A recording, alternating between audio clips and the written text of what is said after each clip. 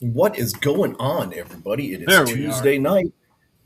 Yep, there we are. And so it's time to talk a little bit of football. We had to change plans a little bit, and I didn't really get a chance to send anything out necessarily. But we will not be being joined by Will Arndt tonight. He had some issues that came up and kind of preventing him from being here tonight with us, which is okay. It's perfectly fine for these guys to have a life. We're not that demanding, but we will have him on tomorrow, so it all works out, right? But anyways, it's Tuesday night. Time to talk some football. You guys know me. I'm your boy Saj coming to you live from. I got nowhere right now. And that's mainly because I'm trying to get all the social medias going and everything, and I have no idea what the heck is going on, and so I need to focus on that. So BD, why don't you hit us with some good location? Man, you got to put me on the spot because I don't know if I have a good one right now. Let me go down my list, trying to find one I haven't done yet. Uh, you know what? I'm going to do. I know I did. I did the what was it? The kiddie park a few weeks ago or a month ago or however long ago. I'm going to do the Playland Park this time. That's Studios, which is another kind of similar place. Kids go around and play, and it ain't there no more. So had a Is that bunch the of one fun that times there. When I was was that the one that was on Broadway? no, that was the kiddie park. Was the one on Broadway Okay, that had the old rickety roller coaster. yeah, and it was The one right there that was kind of by the zoo, right there at the corner it was of janky as Broadway and Mulberry. it was janky as all get out. Yeah. Okay. Um, yeah, I remember that one. That was one of the ones that had the kind of scary rides that you didn't really want to be on because you were going to die if you did. Oh, it was great when I was when I was a kid. I couldn't care, but you get to be a little older and you kind of pay attention to stuff, and you're like, I don't think those rides are supposed to shake like that. Oh no, they definitely are. They definitely are. You just don't realize that until you get old when you can't enjoy it anymore. Yeah. Kidding, of course. Yes. Uh, it it was a fun place, scary as can be. Hey, there's our dude. What is up, my So guy? He's our new frenemy again because obviously he has a team in Michigan that he's supporting, the Michigan Arrows, and we've got the San Antonio Toros right there.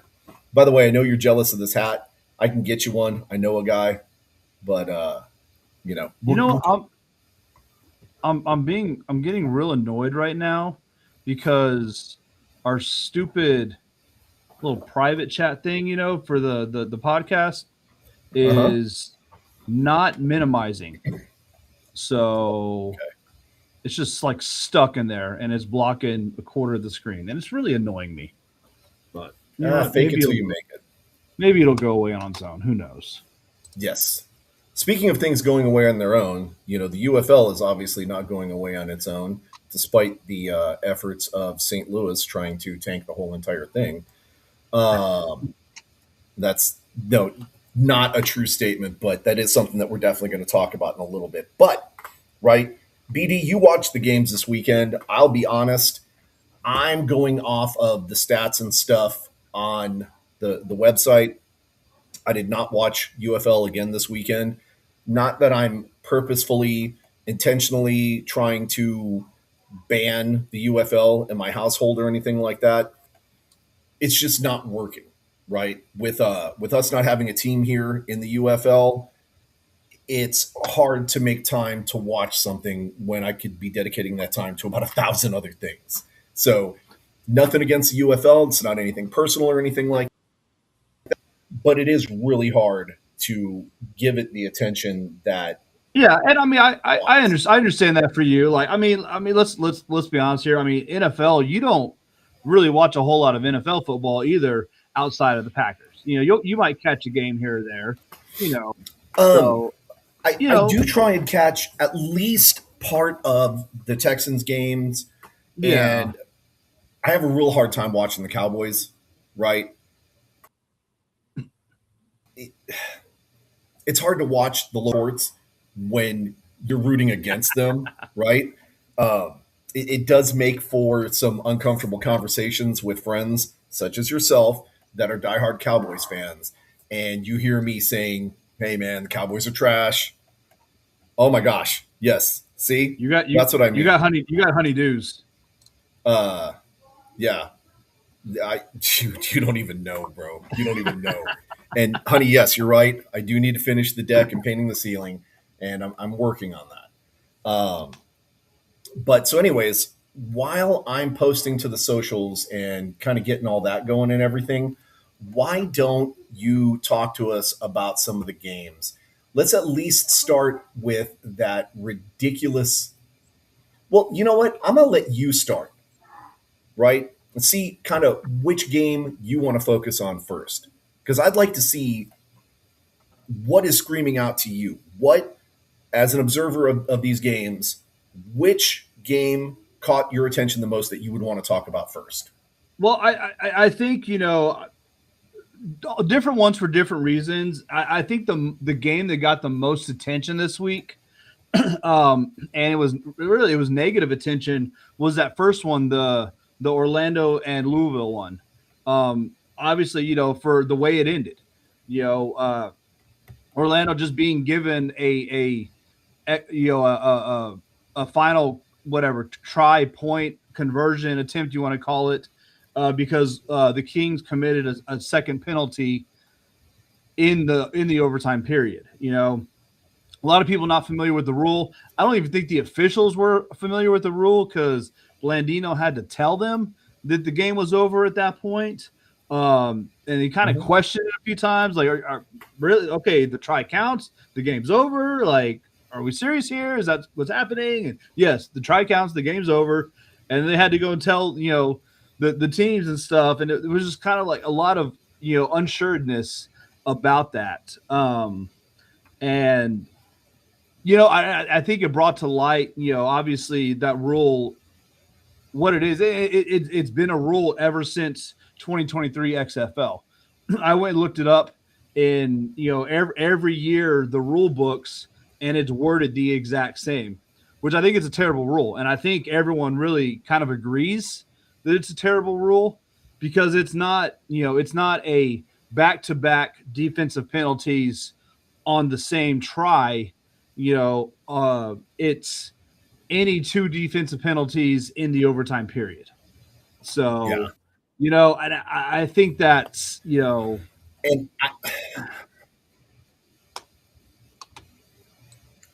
I gonna jump in here real quick.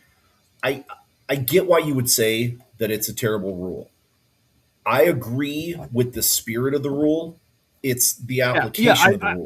That's the I problem, totally agree. Like, I understand right? the purpose of it, but the execution was not there. And I think we talked Right. about it last night on Snap Decisions.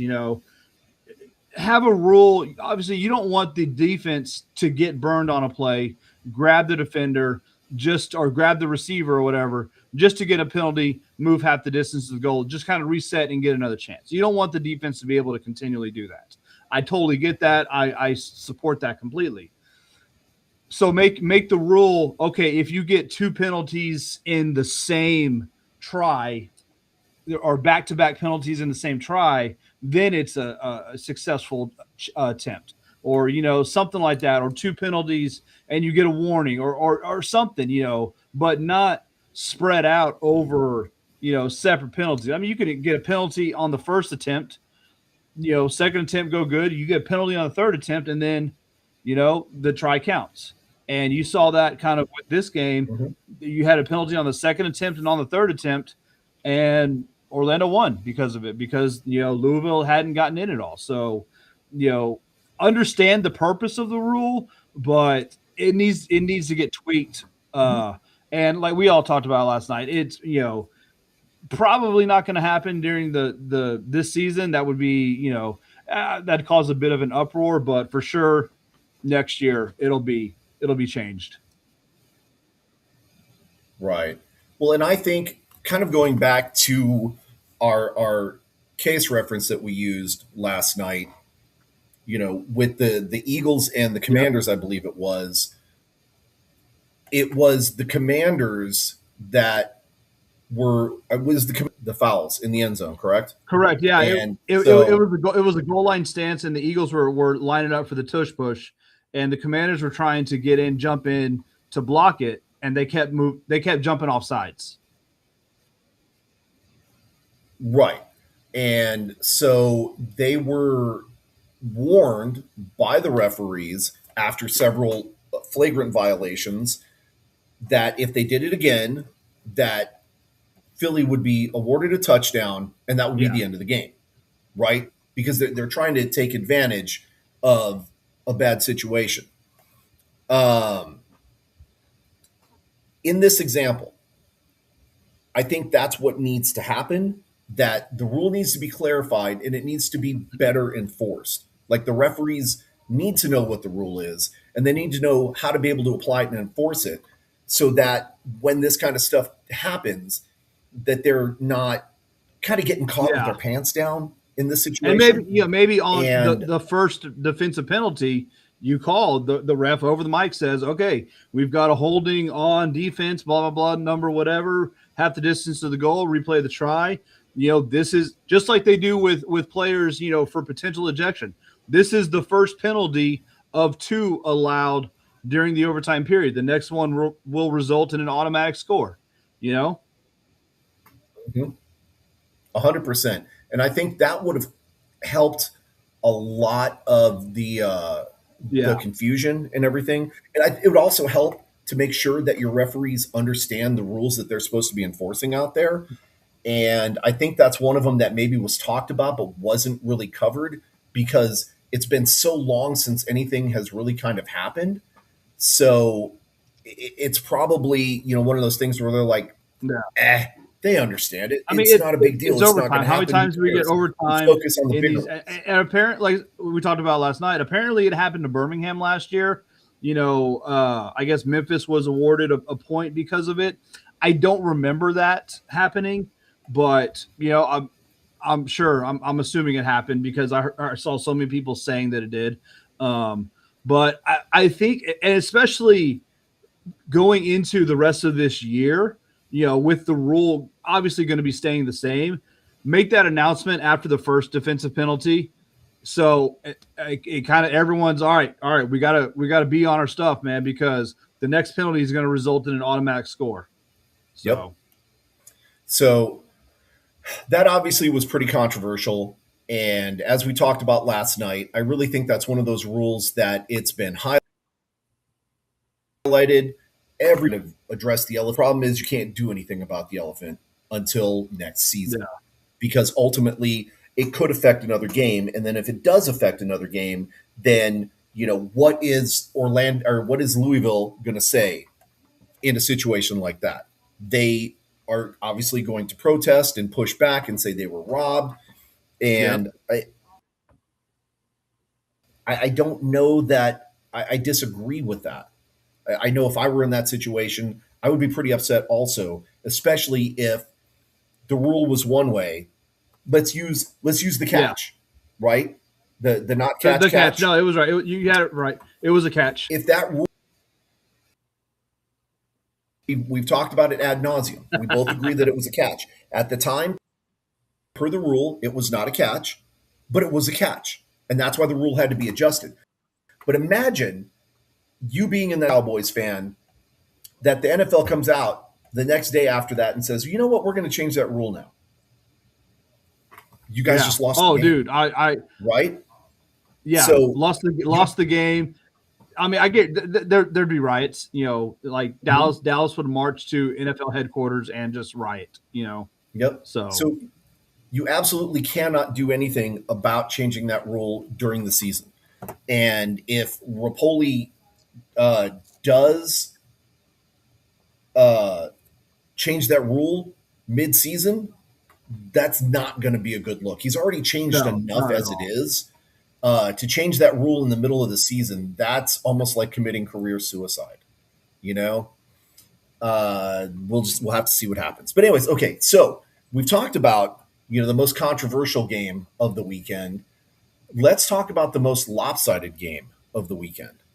Right, that Houston DC game was just bad. It was. It was. I mean, it was like just from the start, dude. Houston had no chance. I mean, you had, the Tagovailoa. Um, I mean, poor guy. Like he was getting killed. He how many sacks? He got sacked 4 times. Um, Lost to through Viloa. yeah, through an interception. I believe he had a fumble. One of the worst fumbles I've ever seen by a quarterback, where he was running out and just dropped the ball. Um, and yeah, it was a terrible, terrible game for him. Obviously, we talked a little bit, last week that Houston signed. Uh, my mind just went blank. Castro. Casanova, Yeah. yeah, Casanova. Probably a week isn't probably enough to learn enough of the offense to send him out there.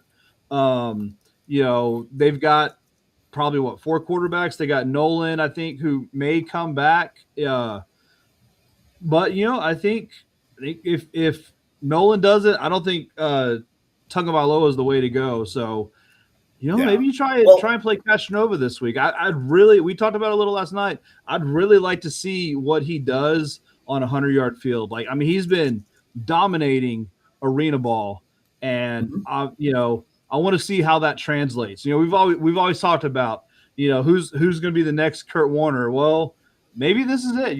We got a guy that's transitioning from arena ball to 100-yard field. So Mhm. this And maybe might be the shot to break through. yeah, I think it's important that the fans know, for those that don't know who Castronova is, he is the quarterback that played.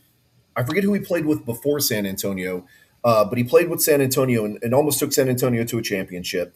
He went to the Albany Firebirds and Yeah. took them to a championship. And this guy's just been blowing up the arena scene So he for the was last he was couple of years.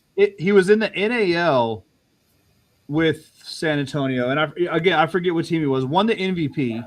Mhm. Um, was it Did not was win it the championship, Jacksonville? but And then when San Antonio made the move to the IFL, he joined San Antonio.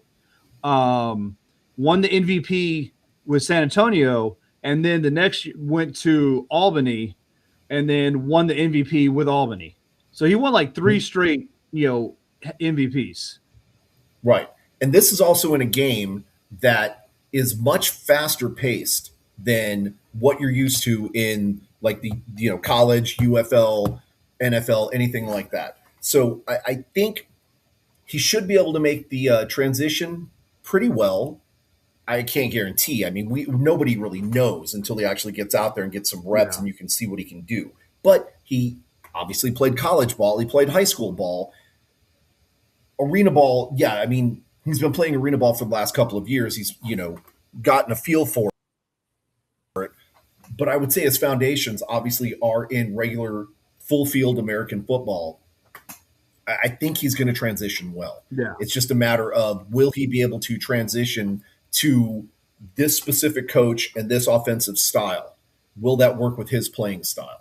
And that's the part that's going to be tested when he actually does take the field, whenever he does. And I hope it's soon, but we'll have to see what happens because, again, we're not in Yeah. charge with And that. like I said, I really want to see him, like, I want to see him get a shot, in the outdoor ball and see what he can do. So I'm really looking Yep. forward to him actually making out onto the field. Yep. And I agree with Josh that Yep. every arena player, in fact, we've even seen some that came from the UFL that went down to the arena league. Not that it's necessarily a step down, but it's not the same game, right? Yeah. Uh, all of those players really want to be back in regular football because that's kind of where it's at. And from what I've seen, some of these guys are actually striving to be in the Canadian League because it's it's football, but it's different, right? We talk all the time about how much I Yeah. love, anything that revolutionizes the game and brings something new to the table, whether it's changing the running back position to more of a tight end kind of position, or tight ends assuming their new role in the new offenses that we're seeing. Anything that changes up the game, I'm all for it. Well, there's guys that are playing that kind of feel the same way. They want to go to what the next challenge is. Yeah, they've played regular American football. They've done pretty well. Let's take it to the next level. Canadian rules because it's different, right? Let's take it there and let's see what happens.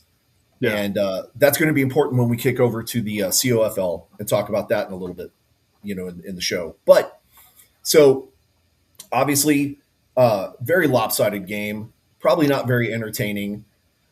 Houston is kind of turning out to be what we were afraid that they were going to be.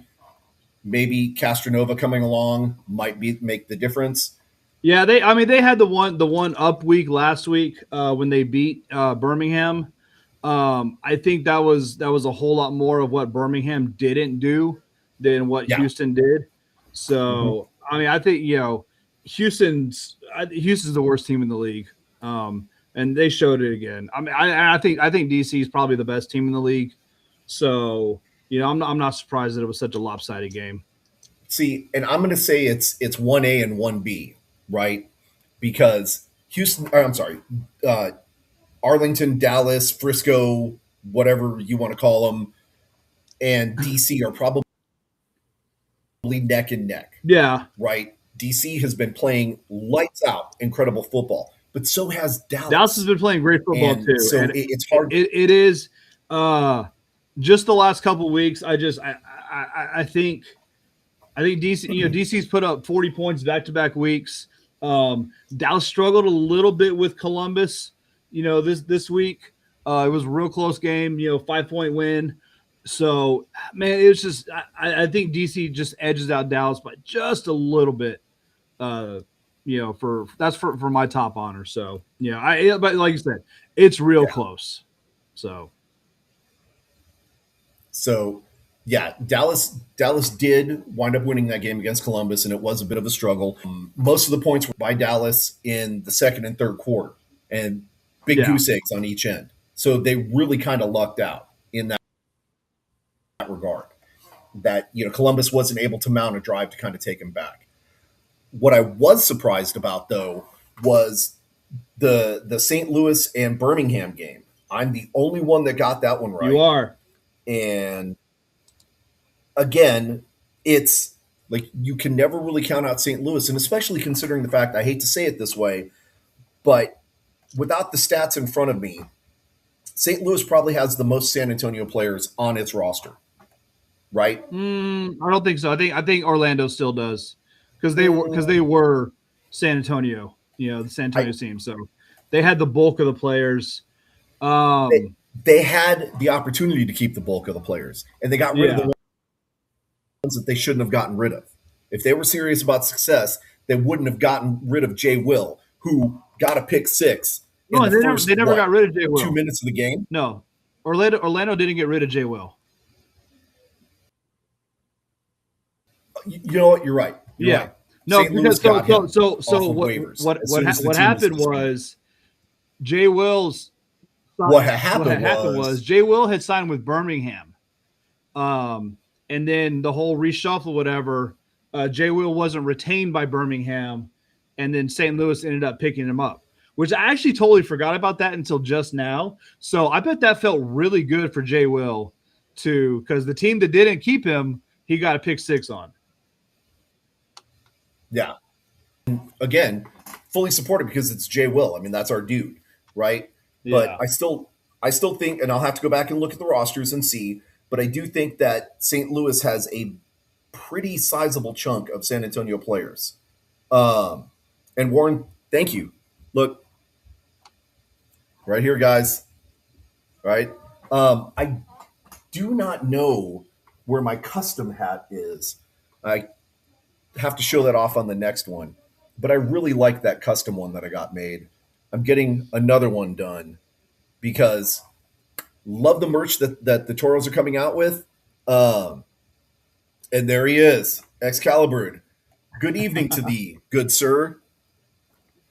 Um, So just off the top of my head, I'm just seeing uh, two former Brahmas on St. Louis, and that's Barku and Jay Will. Pearson's there. Uh, We didn't have Pearson wasn't on the Brahmas. Jacor Pearson? yeah, it was.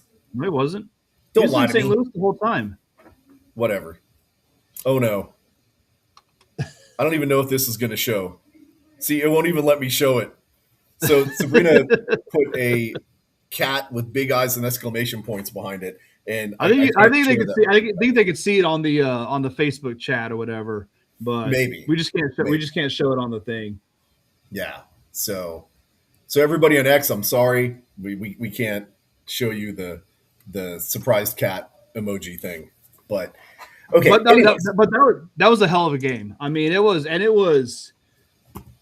was as great of an ugly offensive slash great defensive game that we've seen. That first half was ridiculous. Uh, you know the obviously the pick six that Birmingham threw, another interception on the next drive, and then you had what was it, the third quarter, the new quarterback that went in, Frost, for St. Louis after Silvers got benched because he was playing terrible. He threw two straight interceptions, and you know, yeah, it was three turnovers by both teams. Absolute sloppy offensive game, great defensive game, and then in the fourth quarter, it just went absolutely crazy. Uh, yeah, 28 points scored in that fourth quarter. You had two 60-plus yard touchdown passes. You had another, long 50, 60-yard pass to Hakeem. He was out at like the 2-yard line or something. That was almost a touchdown. It was a ridiculous freaking second half of the game, especially fourth quarter. yes. So being that we actually have a St. Louis fan on, it's time for me to talk some trash. Okay, but this isn't a bad thing. This is just out of curiosity, really. Somebody made a post in the last couple of days, day, 2 days, whatever it was, about the attendance. And I know here we go with the attendance, right? Everybody's going to get upset and come down on me because I'm bagging on the UFL for the attendance thing and everything. But I think this is important, right? We really need to talk about this. Look, Excalibur was already ready, right? Yep. Okay. Almost identical situations between this year and last year for this home game. Cardinals in town, and the Masters was on. A bit different in the sense that the Cardinals are actually doing better this year than they were last year, and it's the Red Sox in town. And I'm not sure if the Red Sox were in town last year or not, but attendance last year 30K. Okay, Mm-hmm. this year 20K. What happened to those 10,000 fans? And I'm assuming those are not season ticket holders because St. Louis is actually doing pretty good. And so I don't see why they wouldn't have shown up to the game. So I'm curious as to why they didn't show up to the game.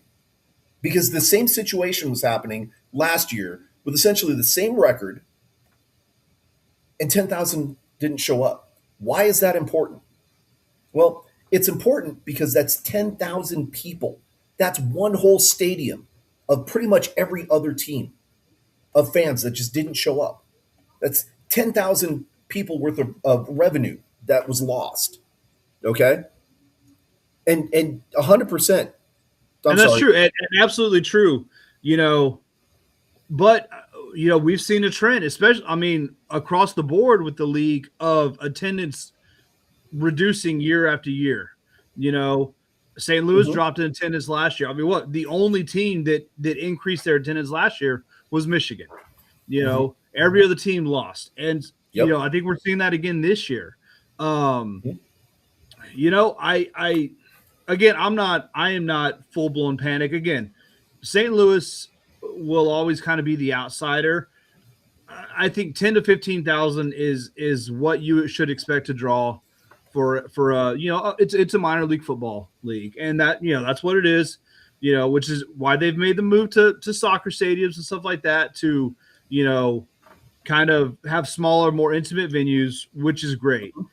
The problem is when you're Orlando, Houston, Dallas, and you're getting 4,000 you know in these, and that's again tickets distributed, not people actually butts in seats. We're talking maybe half that are actually Right, there.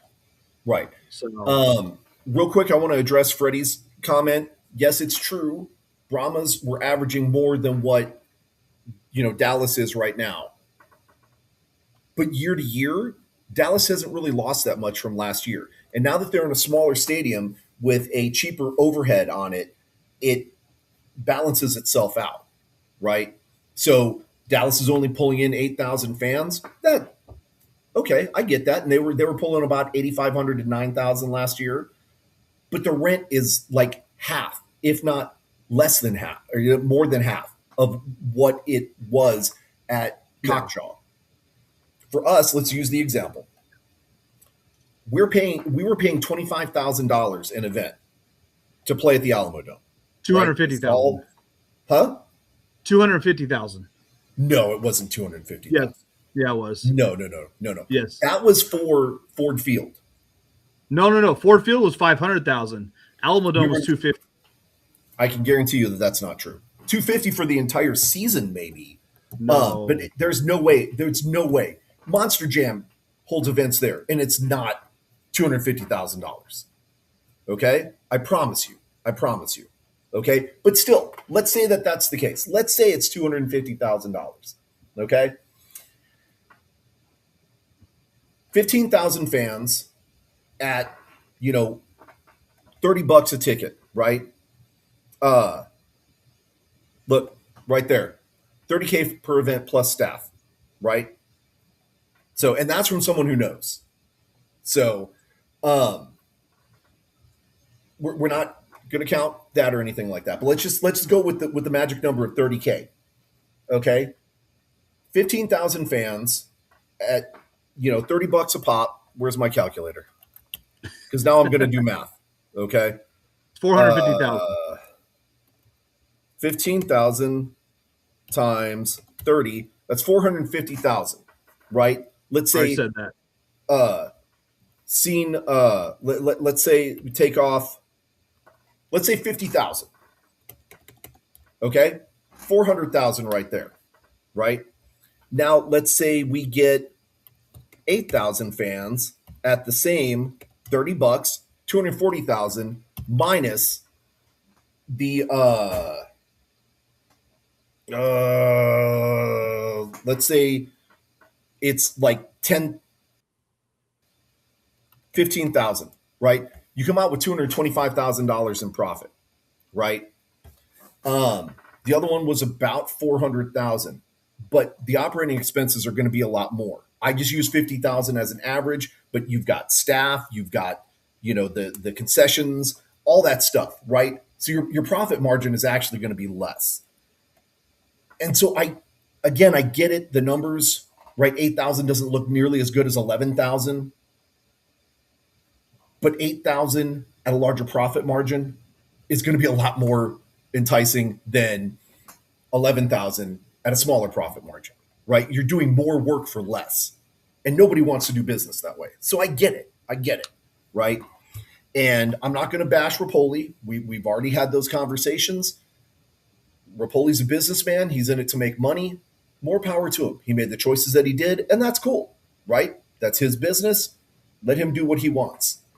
It's either going to succeed or it's going to fail, right? And what I try and tell everybody, because we've had these conversations a million times before now, you as a consumer, you have the power in your hands. You can either choose to accept the product the way it is, or you can choose to not accept the product the way it is. Okay? If you don't like it, don't buy it. If you like it, buy it. Plain and simple, right? But that's it. any other talk about, well, this needs to be done and that needs to be done and whatever. The only way you're going to make those things happen is with your purchasing power. You either buy the ticket and accept what he offers you, or you don't buy a ticket and wait and see if things change. And if they change the way you like, then you buy a ticket. And if they don't, you don't buy a ticket. Like, that's your power. That's it. And that's all that should matter. You know? Anyways, going off on tangents here. Uh, there's some interesting games coming up this weekend in the UFL. And we put our picks in yesterday, and I already closed out the stupid website, so I can't. All right. So first one is Louisville with versus Houston. Real quick, Tim, you did not miss tonight's guest. He had to reschedule for tomorrow, so he will be on the thing, or he'll be on tomorrow. And I'll actually message you in a little bit because I need to talk to you. And look, I'm actually on the same page with Excalibur. You know, it's a Christmas miracle. There you go. But again, like I said, Excalibur, that's why it's important that your 10,000 not showing up. Now, does it affect the overall of everything? No. But with St. Louis kind of hefting the biggest part of the weight when it comes to fans in the seats, that revenue stream, yeah, it makes a big difference when you lose 10,000 fans. And I will say, as far as that, the numbers, the attendance is important. One for obviously you want people in the seats, you want fans, you want all that stuff. But the biggest stream of revenue that this league is going to get is from TV viewership. And the numbers, some of the numbers were released from this week, and they're actually really good. The Birmingham, St. Louis game almost got 1 million viewers. Real. I think both games on that were on ABC averaged like 850,000, something like that. I have to go back and see the exact number, but it was actually a pretty solid TV viewership for those. So we're getting back up to the numbers we had last year and the year before. Yeah. So, but back, and that's good. So back to this week, first game, which is a Thursday night game, is Louisville at Houston. You remember who you had? Mm-hmm. I got Louisville. Yeah, Louisville. So did I. Don't I? All right. Yeah. Dallas at Columbus. I think we all picked Dallas that game.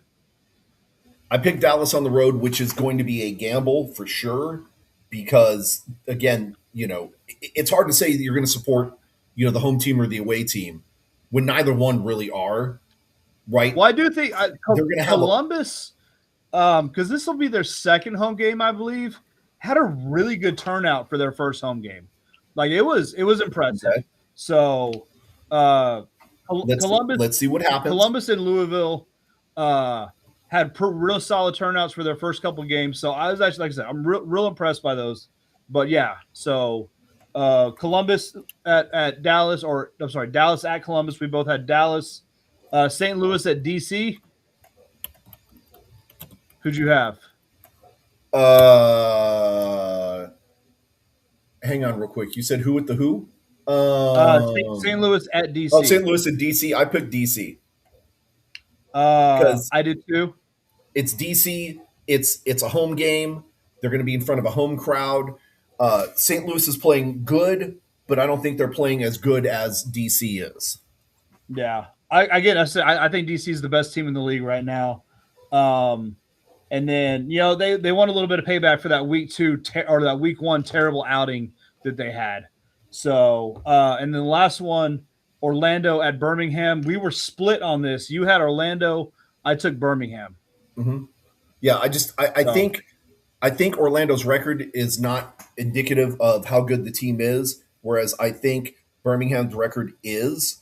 And, we've seen Coral be hot and cold, and I think in this game he's going to be cold.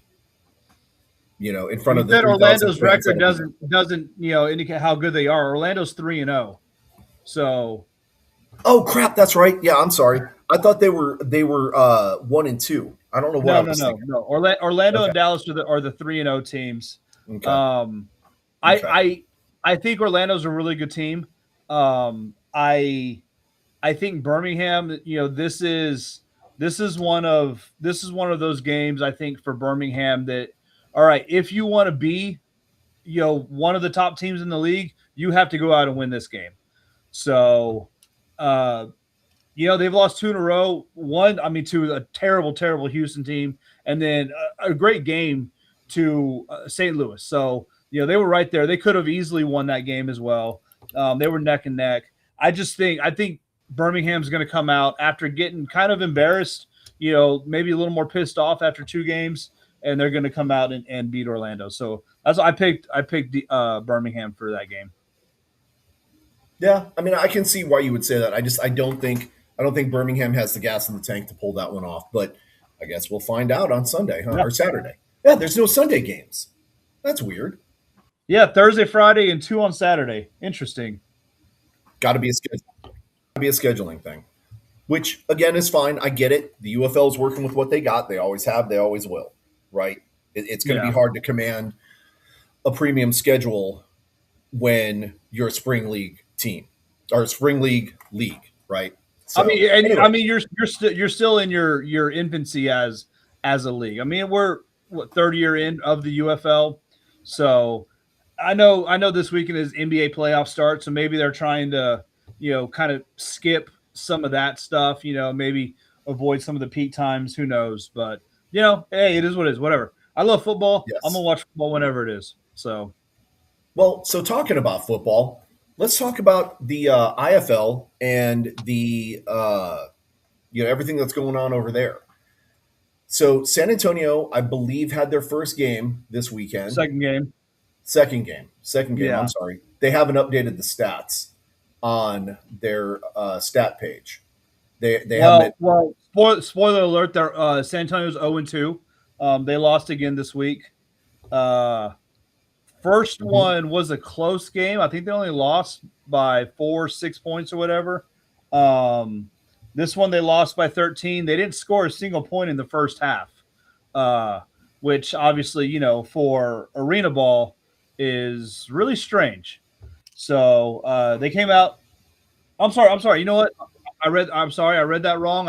My peripheral saw a 0. I did not see the one in front of it. So I retract the previous statement. They did not score in the first quarter, which, if you watch arena ball, that's still weird. You should still get some scores in the quarter. So, yeah. Yeah. So just sharing Jason's comment, WrestleMania is on. That's gonna be competing with the viewership. So I can see why they did that. Okay. So yeah, San Antonio did not score in the first quarter, which is 100% weird. This was one of those lower scoring games, which tells me that San Antonio has at least a pretty decent defense, because they went against Arizona, who was number 4 going into that game, or fourth ranked going into that game. So you had kind of a really tough defensive competition, and overall San Antonio looked good. I watched the game. Here's an interesting stat. San Antonio had more first downs than Arizona, and just more overall offense, but still wound up. I take it back. I'm sorry. They didn't have more overall offense. They got 8 first downs from passing, 2 from penalties. Right? Okay. Whereas Arizona had 2 from passing, 4 from rushing. Third down efficiency was not good for San Antonio. They struggled with that, and then fourth down efficiency was not really good either. Whereas Arizona's third down efficiency, they were 3 of 6. That's pretty important. But when it comes to total offense, Arizona had 214 total yards, whereas San Antonio only had 175. So they were moving the ball. They just weren't moving it to the point where they needed to. And time of possession, it was pretty close. With that overall, like rushing, with those San Antonio got with those numbers, obviously, 10 first downs to 6. Offense being pretty close. 25-yard difference between total yards. you would think that there was a, there'd be a lot of turnovers, but San Antonio just had one interception, and Low, the yeah, Arizona had one fumble, so the turnovers were hmm, even. So yeah, that's kind of weird that yeah. you So would think, yeah, with such a lopsided kind of game like that, and but I guess you factor in the fourth downs that they went for and did not make. mhm, You consider those turnovers as well. So yeah, they were right, 2 of 6 and on fourth so down. So that basically, was four drives that did not end in any points. mhm, So yeah, it was a lot of marching down the field and yeah, then turning it over and then going back the other way and just back and forth. But again, San Antonio starts the season out 0-2. First game was close. This one was not as close. I have to believe that this weekend, when they come back to San Antonio and are playing the Vegas Nighthawks, who, as of this last weekend, Vegas Nighthawks were number one in the league. Okay. So this is going to be a really tough challenge for them, but this has got to be the make right, or the yeah, get right game. Okay. And so it is going to be a tough row to hoe, as they say out in the country there. But I have to believe that with the new coach and the commitment that he's made to the team and the players have made, that they're going to get it. They're going to get it figured out. I mean, they've been working really hard and have been spending a lot of time on trying to perfect that offense. So I'm sure this week they're going to be talking about what worked and what didn't work, and maybe start focusing on the strengths rather than trying to fix the yeah, weaknesses on the offense, so they can, start scores. But anyways, that all that to say, that's going on this weekend, 5 p.m. Eastern time. So it should be 4 Central at the Freeman Coliseum, where you can't tailgate and you can't have fun and you can't do a lot of things. I think I'm actually going to attend this game. And our good friend, Coach Tom Walker, is going to be working at a couple of these events, keeping the clock. So when the oh clock nice, gets all messed up, you know who did it. It's going to be him. totally. Uh, So I was just kind of looking at the kind of some of the stats and stuff, and team stats, whatever. So they haven't updated the gunslingers part of it yet with touchdowns, but it looks like we've got 6 touchdowns. If I don't know if they haven't updated for the whole week, whatever, but Vegas Nighthawks, as of 3 games, has 22 touchdowns. yeah, that's kind of a problem. Yeah. So I know we just talked about, hey, maybe their defense is coming together. Well, that defense is going to have to be on freaking point if they're going Yeah. to slow Vegas down. So, what was I going to say here? So, right now, um, we're not necessarily doing so great. However, the quarterback for the Gunslingers is number 3 in the league. Is averaging 197 yards per game. Now, granted, we're only in what, week 4, week 5, so Yeah. that could change. But at But they've least only done we'll, are there are by average or by total yards? I think that's average. Okay. Well, then, yeah, that because I mean, San Antonio's only played 2 games, and some teams have played 4. So, Hmm. I mean, that'd be real impressive if you're leading in total yardage for uh, and only played half the games. There he is. Guys, that's Yep. the one you need to blame. When the clock gets all goofed up, remember, it's his Mhm. fault. And he's Uh, gonna blame. He's gonna be like, "Oh, it's my first gunslinger game. I don't know how to run the clock. I don't know what to Click. do with my hands." And that's for Tim. Um, okay, so it's also important to note that his completion rate is 68.2%. So he's number 4 in the league with the completion rate.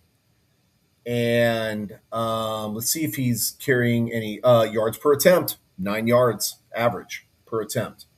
And again, yards per game, 197. So he's only played one game. Um, so that is going to skew the results a little bit, but that's still pretty dang good, right? Yeah. And your favorite team, the Quad City Steamwheelers, Who's this D Neal? Um, Daquan Neal. He's doing pretty good overall yards. Yards per game, not so good. He's thrown 15 touchdowns, but he's also thrown 4 picks. So he's fourth in the league as far as picks thrown. So uh ha Man, like I was trying to look at the stats, but they've got them all kind of screwed up. So I can't even trust the freaking IFL website right now. They're yeah, all kind of screwy.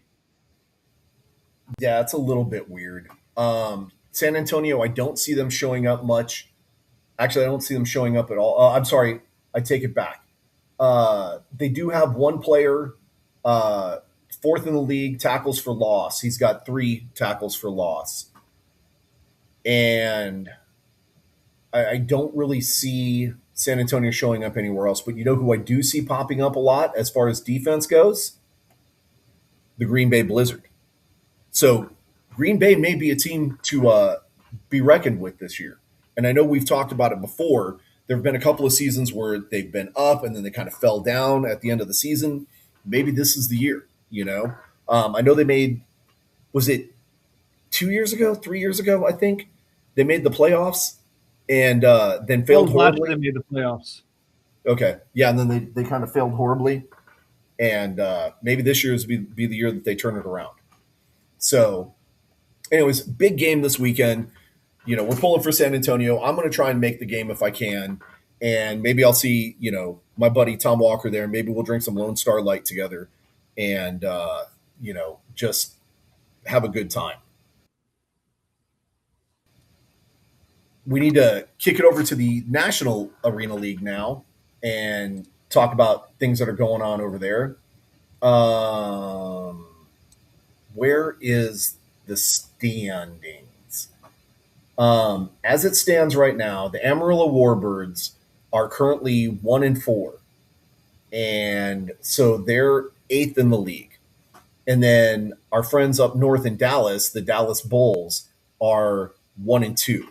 Right? Are not having a great showing right now in these arena leagues.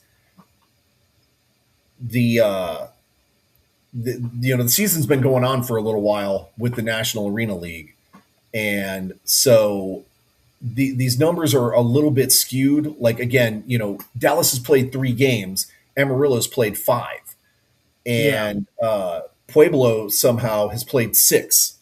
They're the only ones that have played 6 games. I don't understand how they played 6. They must have played a non, uh, you know, non-league opponent, Well, those don't and count towards it somehow the counts. towards their record because even Dallas played the non-league opponent that they beat 100-0, and that didn't count towards their record. That's true. So That's true. Again, I don't know. I don't know who else they would have played. But anyways, things are a little bit lopsided, right? Southwest Kansas Storm is kind of running away with the league. Um, Salinas is doing great. Also, yeah. they're at 3-0. Obviously, that's a Now little you bit got skewed Pueblo at also 5-1. because three So and I mean, zero. yeah, you got to put them. So it's like those three, and then everyone else is just Mhm. like 500 or below. So Right, trying to yeah. play catch up. This weekend, I'm going to try and look at the schedule. Where's the schedule? And we'll see who's playing whom if it loads. You got to love that Google, you know. So we Uh, got oh, Southwest Kansas is playing at Amarillo, and then Dallas is playing at the Rougarou. yes. So the Dallas at Rougarou should be a pretty good game. That looks to be somewhat of a pretty decent matchup. So I expect to see some pretty good highlights from that one. That Southwest Kansas at Amarillo, that one's going to be tough because obviously we just talked about it. Kansas is running away with the league, and Amarillo is not doing so hot. And even though it's a home game, I don't think that that's going to play in their favor. Amarillo is going to have their hands full with this game, and I would not be surprised if we saw a pretty lopsided game there. So hopefully Oh, oh, hang on. I just saw something that I've not seen before. Okay, I can't bring it up. Yeah, Non-league opponent. Week 8, Louisiana Rougarou is playing the yeah, I Waco see that. Tornadoes. So I didn't even know Waco had an indoor team up there. Might be something worth looking into. See where they're actually at. Uh, but I also don't want to spend 18 million years focusing on all these different arena teams and getting lost Oh yeah, I in mean, in we've the talked about weeds. I that. mean, we can talk How about that many the whole. leagues and sub leagues and whatever Mhm. sub arena leagues and teams there are. So I mean, yeah, there's a ton of them around. Yeah. So that being the NAL, right? We've got those two games going on. It should be pretty interesting. This weekend is opening weekend for Arena Football Mm-hmm. 1, right? That is going to be important because on the 18th, right, at 4 p.m. Eastern, which would be 3 p.m. Actually, I'm sorry. Central. We said this. They actually kicked off this past weekend. So uh, looks like everybody played Did except for Nashville. Beaumont lost, and then so your winners were Albany, Oceanside, oh Kentucky, and Oregon. So yeah, I yeah, see it.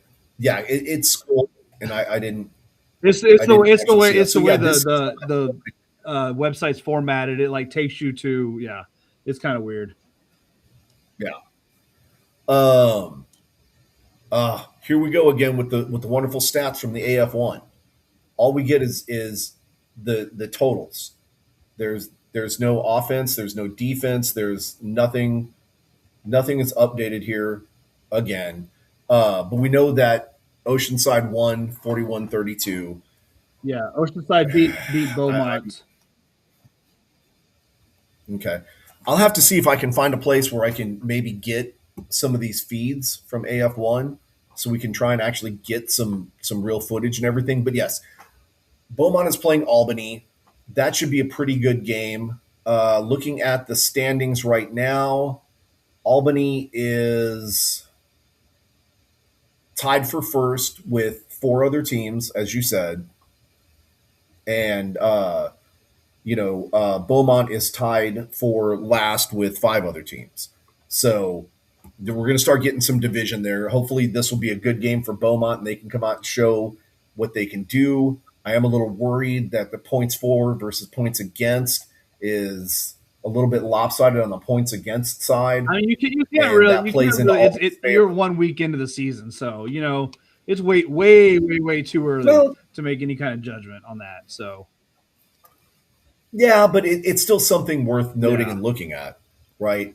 When Albany only gave up 23 and Beaumont, now it could be the opponents, it could be different play. I mean, who knows? But it's still something worth taking a peek at. Um, so that is kind of the latest update on everything indoor football. Right, we'll have more updates next. When we have our next show next week. Maybe because we actually have a special guest next Tuesday. We'll talk about that a little bit later, just like we've got a special guest tomorrow. Okay, in the last couple of minutes, go over some of the really cool stuff.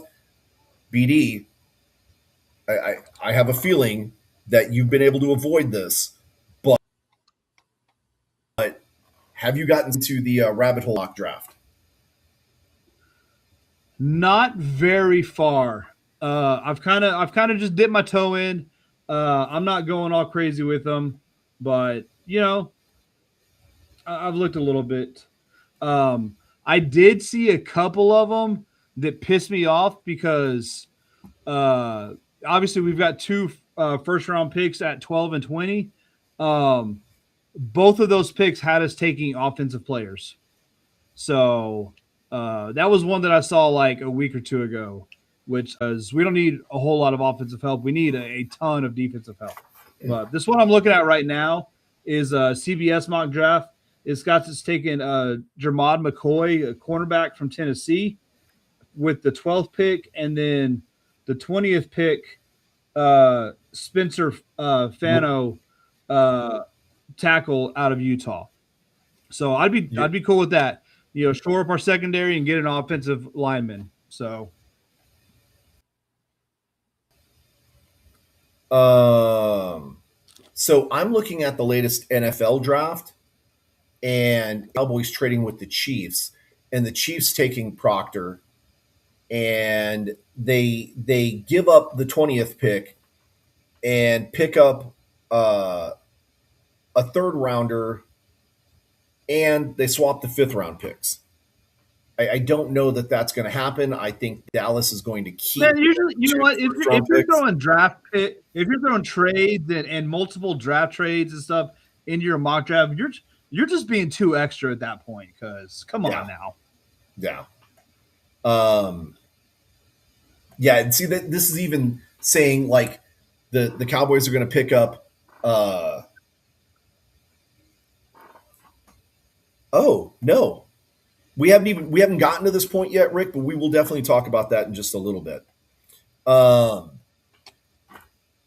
NFL draft or NFL has the Cowboys trading uh, the 29th pick to the Cowboys with the Rams to get that spot and pick up Colton Hood, a cornerback out of Tennessee, right? So, like, I look at these things and they're super interesting. Oh, real quick, shout out to Coach Bedwell. He's watching us via Instagram. So, what's going on, oh Coach? nice. What's up, Coach? Um, but where was I at? Yeah, just Draft rabbit hole. yeah, some of these picks, the way some of these folks do this, it's almost like, man, I don't know, dude. Like some of the stuff is just so crazy. Don't throw trades in your mock draft. All right, just tell us who you think they're going to pick, and if they trade, they trade. You know, again, don't be extra with all this stuff. Yeah. And it's, it's just crazy. Uh sorry. Trying to get a search going on here. Um where am I at? Boom, right here. Um so yeah, I bring up the draft because I mean, good God, there's apparently apps that you can download and you can do your own mock draft and you know kind of see what our AI is thinking in relation to teams needs and your picks and stuff like that. Yeah. Coach Tom was telling me about it on Monday, and he said he wound up spending like 4 hours doing this back and forth with his friend Chris Masters, and just different mock draft scenarios and how they all worked out and blah blah blah whatever. And I'm like, really, like that's insane, you know. Um, but yeah, you've got to be really careful. I know the draft is coming up next week, and news like this is kind of uh, the premier ball, if you will, for all the up and coming players. But man, it is such a time grabber Oh that yeah. people have spent hours upon hours looking at these different, like, I know people who spent more time looking at fantasy, my own fantasy team, which they spend hours on as it is, you know? So it's just insane how much of a rabbit hole this whole thing can become, you know? Um, Trying to find this information that that Rick posted. And Rick, if you can post a link or something so we can kind of share that with the fans. But I know that the CFL season is going to be start. Yeah, the CFL season should be starting pretty soon, shouldn't it? Uh, Should be, I think so. Man, I don't know off the top of my head. Yeah, I'm looking at the BC Lions 2026 schedule. 38 days for the season to start, Okay, cool. and again, we're gonna be tracking that kind of at a distance because a lot of the players that we're going to be watching in the Continental Football League will be having opportunities to potentially move up into the Canadian Football League, and there it is. So if I can figure out how to copy that. Um,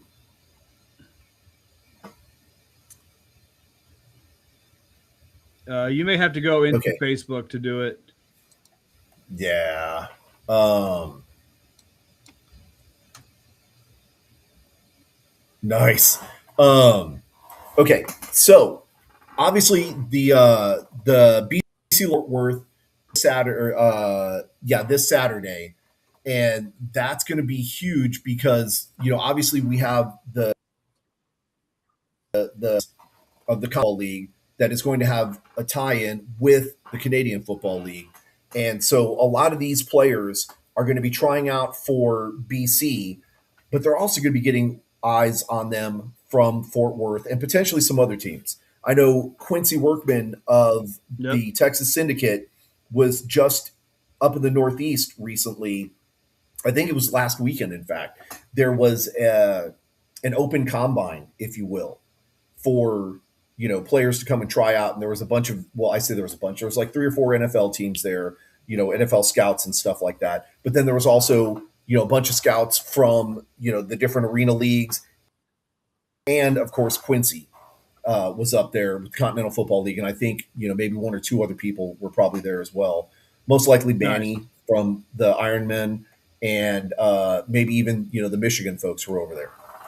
But so this is a huge opportunity for people in and around that area to go try out so they can get from the professional scouts up there and maybe land a contract.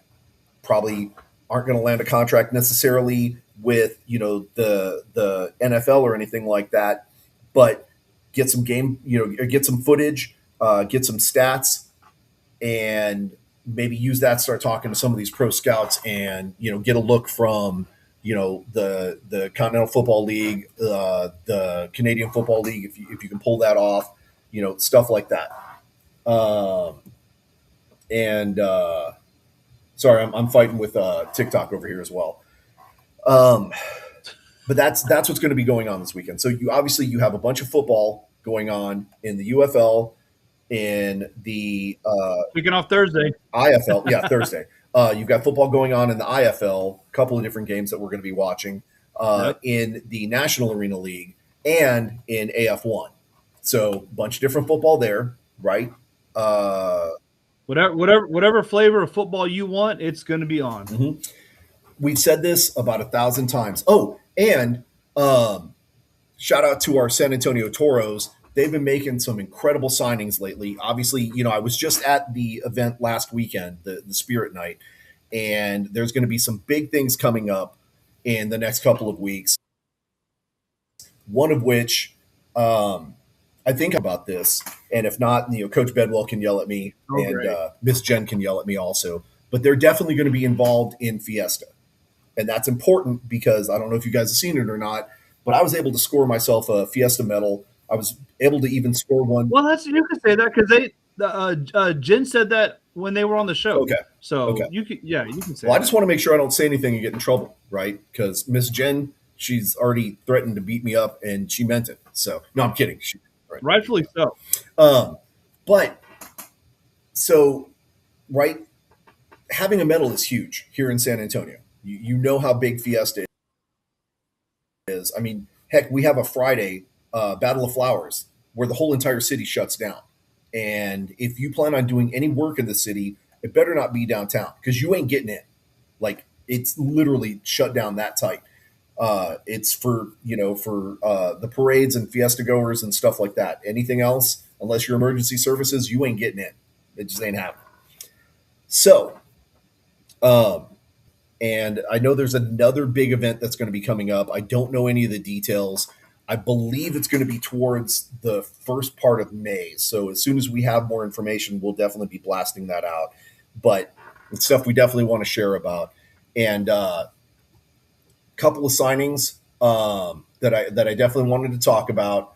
Um, we signed Cam Eccles Looper. That's huge. That's one of the things that we didn't really get a chance to talk about. Cam was one of the guys who was in the UFL. He was with Birmingham, got cut. We don't exactly know all the reasons why, but he is now with San Antonio. And apparently Oh, he's that's got some really yeah. good We talked about that. connections. The receiver. Yes, he's Yeah, got yeah. some really big connections with the quarterbacks that are already here.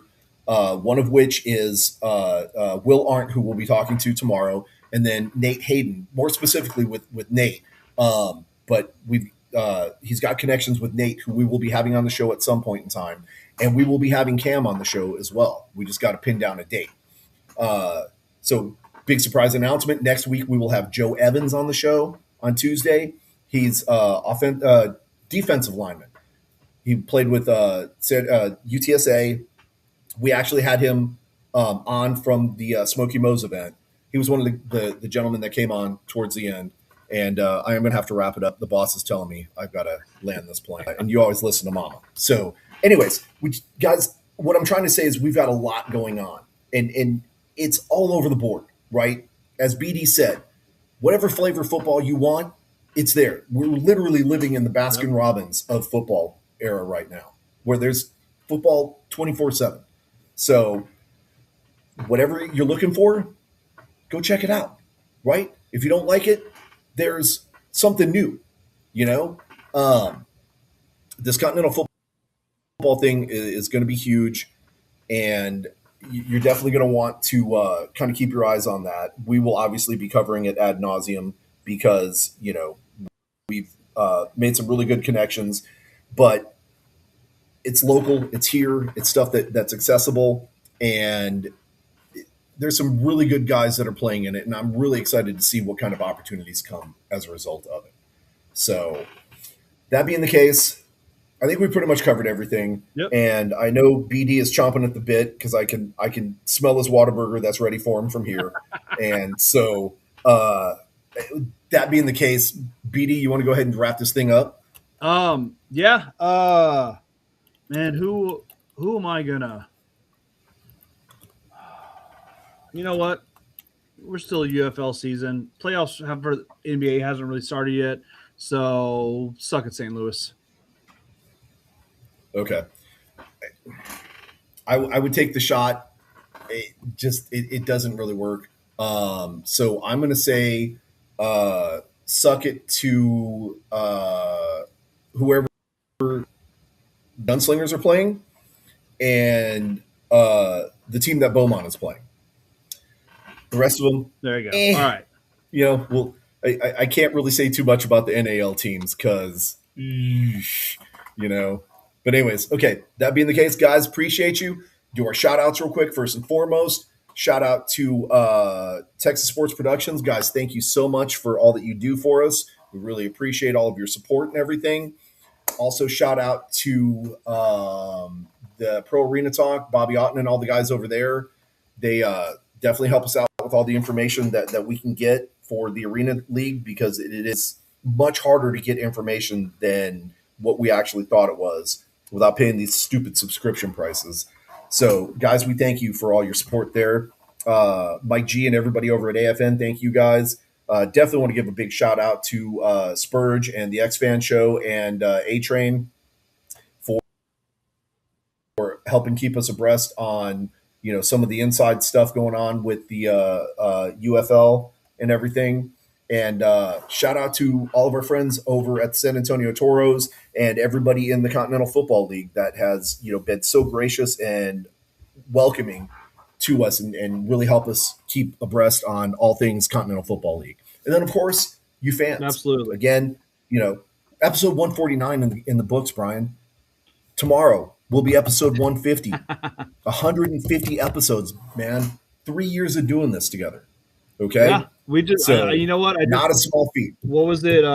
It was about about a month ago, a month and a half ago, that I had our Facebook memory of 3 years ago with our first our first show. So, Hmm. yep. Yep. So super important, man. This all started as a notion back in the day with the San Antonio Commanders, and here we are, 150 shows later. Well, 149. Tomorrow will be 150. So, guys, make sure you tune in tomorrow, 8 p.m. Central. We'll have Will Arndt on, and we'll be talking all things Toros. And this is a guy you're gonna want to see, man. I'm telling you, this guy has an energy level that rivals mine, which is really hard to do. So, you're gonna want to be there for this episode. All right, All that's right. it. See you BD, guys catch you later, brother. later, Be man. good.